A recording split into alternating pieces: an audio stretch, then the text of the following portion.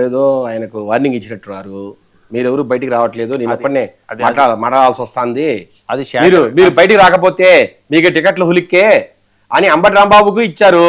అట్లాగే ఇప్పుడు కొలాల నానికి ఇచ్చినట్టున్నారు. ఇక గుండెని అరచేతిలో పెట్టుకొని ఆయన గుండిపోవడం చెప్పి అరచేతిలో గుండె పెట్టుకొని బొంబాయి పరిపాడు కదా. మన రజనమ్మ గారు చెప్తున్నారు అంతా పెద్ద పెద్ద కరోడగాళ్ళంట వైసీపీలో, ఇక్కడంతా అంతా పనుకోమన్నారంట టీడీపీలో. ఏమండి మాట్లాడేదానికన్నా కనీసము మిమ్మల్ని జనసేన నుంచి తరిమేస్తే మీకు దిక్కు దివాయం లేక మీరు వాళ్ళని పట్టుకొని ఇప్పుడు వైసీపీ పట్టుకొని మీరేదో నాలుగు మాట మాడుకుంటా ఈ రోజు లోకేష్ గారిని వినండి మీరు లైన్ గారు మీరు వినండి, మిమ్మల్ని ఎక్కడ తరివేశారో ఎప్పుడు తరివేశారో ఆయన చెప్పమంటారా? సార్ మా లోకేష్ గారిని మా అన్నప్పుడు మేము అన్న మాడతా అండి. మీ ఉడత ఊపులు బెదిరేవాళ్ళం కాదు, మీ కుక్క బెదిరిపులు భయపడేవాళ్ళం కాదు, మీ భయపడే వాళ్ళం కాదు, మీ ఉడతపులు బెదిరేవాళ్ళం కాదు. ఇక్కడ నారా లోకేష్ అంటే ఎవరు అనుకుంటున్నారు? నందమూరి నారా రక్తం రెండు కలిసి ఒక యువ పురుషుడు మనవడు, దేశంలోని అత్యున్నత రాజకీయ నాయకుడు కొడుకు. యువగలం పేరుతో మిమ్మల్ని ఉత్సవం వహించాడు చూసారా? యువగలం పేరుతో ఉత్సవం వహించాడు చూసారా? 175 కాన్స్టిట్యూన్సీలో తిరిగి మీ 151 నుంచి 11 వచ్చాయి చూడు. వచ్చా అంటే ఎట్లా చూపించారు కదా ఆయన మీటింగుల్లో. రేపు మళ్ళా ఈ కొడాలని కూడా చూపిస్తాడు ఆయనే లోకేష్ అంటే. ఇప్పుడు విజయనగరి గారికి కొడుకో పుట్టారు. అది అర్థం చేసుకోకుండా ఏమంటే ది వీక్ మ్యాగజైన్ ఏం చెప్పిందంటే ఈ రోజు ఒక వారసత్వ రాజకీయాల్లో ఆంధ్రప్రదేశ్ లో రాజకీయం స్టార్ట్ చేసిన నారా లోకేష్ గారు ఈ రోజు దేశంలోనే ఆ వయసు సంబంధించిన నేతల్లో అంటే యువ నేతల్లో ది నెంబర్ 1.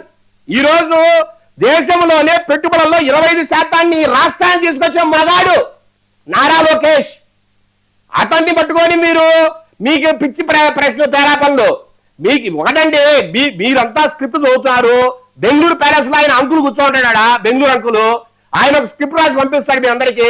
రెచ్చగొట్టి మాట్లాడించుకోండి, అరెస్టులు కాండి. వినండి మీరు వినండి.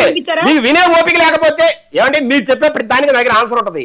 మీరు పెద్ద తెలియపడం అనుకుంటున్నారు, మేము కూడా డబుల్ బీబీఎల్ చేయొచ్చాం. వినండి నేనేమంటున్నానంటే మీ స్క్రిప్ట్ చదువుకొని వాడిని ఈయన్ని తిట్టి వాళ్ళ దగ్గర రెచ్చిపి మాట్లాడించుకొని లేదా దాడులు చేయించుకొని జైలుకు పోతే మీకు ఒక ఎమ్మెల్యే టికెట్ ఎమ్మెల్సీ టికెట్ వస్తా అనుకుంటే అది అవివేకమే. ఇక్కడ ఏదైనా సరే పద్ధతిగా జరుగుతుంది. వైసీపీలో ఉన్నట్టు దొంగల ముఠాలు, దోపిడీదారులు, లేదంటే కుంభకోణాలు చేసేవాళ్ళు, నరహంతుకులు ఇక్కడ ఉండరండి.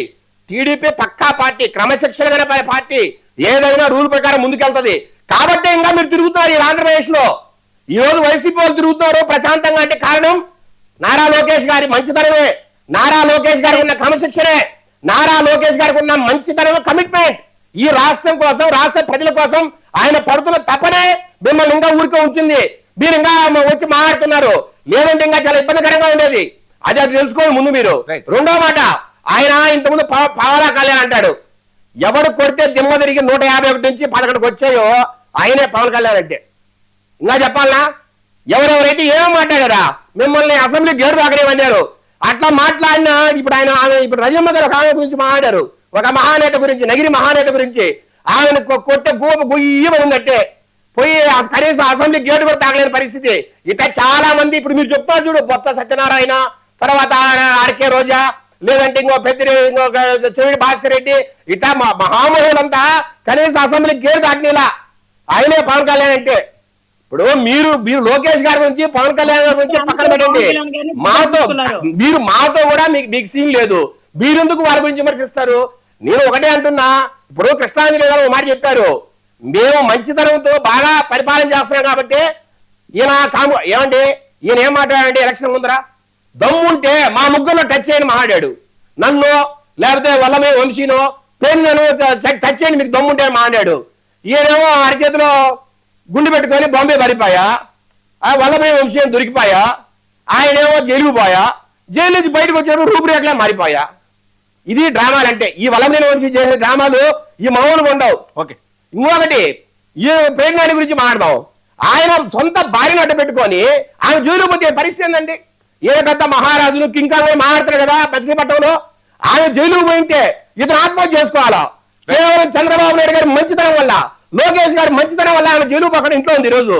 ఇవన్నీ మంచితనాన్ని మీరు ఆసరాగా తీసుకొని మీరు మాట్లాడి చూసారా? అది చాలా అన్యాయమైన విషయం. సార్ ఇంకోటి మాడతా, ఆయన అంటున్నాడు, ఎవరు నా కొడాలి నాని గారు, మేము జగన్మోహన్ గారిని వదిలిపోము, మేము ఎప్పటికీ ఆయనతోనే ఉంటాం జీవితాంతం అని. మీరంతా ఉండబట్టే 151 నుంచి 11కి వచ్చాయి. ఇంకా ఉన్నారనుకోండి ఈసారి సింగల్ గానే అసెంబ్లీకి వస్తుంది. అర్థమైంది అనుకుంటా. సింగల్ గా అసెంబ్లీకి వస్తా అంటే అర్థమైంది అనుకుంటా మీకు. పొత్తు లేకుండా వస్తారని అర్థమైంది సార్. ఒకటే సర్లేండి. మీ అందరికీ ఇప్పుడు ఆయన మాట్లాడారు, సమాధానం చెప్పాలి. శేఖర్ రెడ్డి గారు రెస్పాండ్. ఇంక మీకు వేరే ఏం చెప్పనవసరం లేదు కదా, ఎవరు వెర్షన్లు వాళ్ళు చెప్పారు. నమస్తే అండి వర్మ గారు, మీకు తోటి ప్యానలిస్టులకి 99 టీవీ వీక్షకులందరికీ కూడా వెరీ గుడ్ ఈవినింగ్ అండి. అంటే కొడాలి నాని ఆంధ్రప్రదేశ్ పౌరుడా కాదా? ముందు దానికి సమాధానం చెప్పండి సార్.